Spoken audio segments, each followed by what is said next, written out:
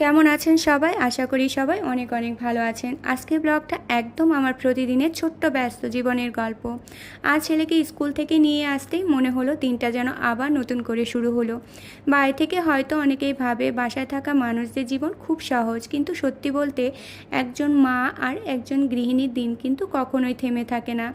School থেকে ফিরেই আমি চলে গেলাম সোজা বারান্দায় ছেলের ব্যাগটা রেখেই, কারণ আমি সকালবেলায় গাছে একটু জল দিইনি আর এদিকে বেলাও হয়ে যাচ্ছে, তাই আমি সকাল সকালে স্কুল থেকে এসেই ছেলের ব্যাগটা রেখে আমি চলে গেছি বারান্দায় গাছে জল দিতে।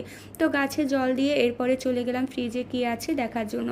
তো ফ্রিজ থেকে আমি 1 লিটার দুধ বের করে নিলাম। আগের দিন রাতে 1 লিটার দুধ আনা হয়েছিল, সেটা আর আমি ডিপে তুলিনি, নর্মালি রেখেছিলাম। তো ডিপ থেকে নর্মাল থেকে দুধটা বের করে আমি চুলাতে জাল ধরিয়ে এদিকে দুধটা জ্বালিয়ে নিলাম। তার আগে আমি আলুগুলো সিদ্ধ বসিয়ে দিয়েছিলাম। তো যেহেতু ছোট আলু দিয়ে আজকে এই ছানার তরকারিটা রান্না করব, তাই দুধটা জ্বালিয়ে তারপরে আমি ছানাটা কেটে নিলাম। কেটে নিয়ে ছানার জলটা একটু কাপড়ে নিয়ে নিংড়ে নিলাম, আর এর মধ্যে দিয়ে দিলাম সামান্য পরিমাণে ময়দা আর একটু হলুদ আর লবণ। ভালো করে এই ছানাটাকে মেখে নিতে হবে। তারপরে মেখে নিয়ে এটা ছোট ছোট লেচি আকারে কেটে নিতে হবে বল বল করে। তারপরে একটু ট্যাপ করে দিলে কিন্তু একদম ছোট ছোট বল বল আকারে করে একটু ছোট ছোট করে গোল গোল করে নিতে হবে। এরপরে এটাকে ভালো করে ভেজে নিতে হবে। তারপরে আমি এখানে ছানাগুলো কেটে নিয়ে চালটা ধুয়ে নিলাম। এক চুলাতে ভাত বসাবো, আরেক চুলাতে ছানার তরকারিটা বসিয়ে দিব। তো এদিকে আমার ভাতও হবে, এদিকে আমার তরকারিও রান্না করা হবে।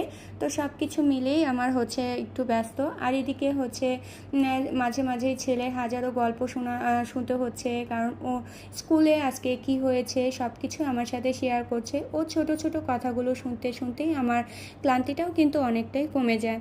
তারপর শুরু হয় আমার ঘর গুছানোর কাজ। তো এদিকে আমি রান্নাটা বসিয়ে দিয়ে তারপরে আমি ঘর গুছিয়ে নিব। আর আমি তরকারিটা ঝোল দিয়ে তারপরে যাব আমি ঘর গোছাতে। আর এই শাকটাও আমি ফ্রিজে রেখে দিব এর মাঝে।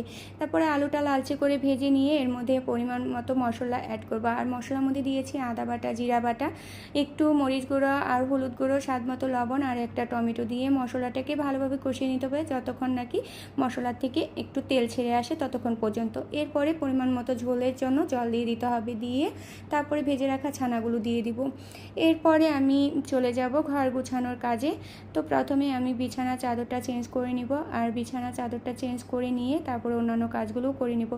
তো বিছানা চাদরটা আমি পাল্টে নিচ্ছি, নিয়ে তারপরে এদিকে চুলাতে আমার রান্নাও বসিয়ে দিয়েছি। সব কিছু একদিকে গুছানো হচ্ছে, আরেকদিকে রান্নাও হচ্ছে। তো সব কিছু মিলিয়ে সব কাজ গুছিয়ে নিয়ে তারপরে আমি